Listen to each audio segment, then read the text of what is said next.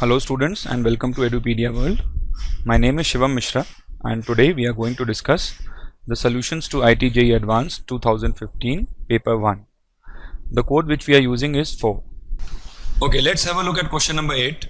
Question number 8 is from electrochemistry. It says that all the energy released from the reaction X goes to Y and the delta G naught value has been given, that is minus 193 kilojoule per mole, is used for oxidizing M plus into M3 plus, and we have been given E naught, the E naught value for this reaction, that is the standard potential.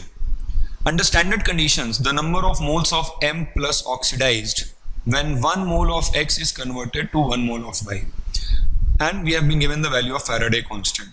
Now we simply need to understand that the energy from one reaction is being utilized to carry out some other reaction. So basically we can say that the value of delta G naught is equal to minus 193 kilojoule per mole, which is being carried out by the conversion of X into Y. So this much amount of energy basically will be released when 1 mole of X is converted into 1 mole of Y.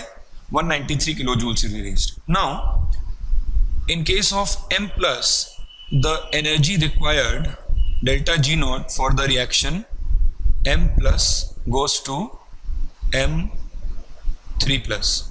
The delta G naught for the reaction will be equal to minus N.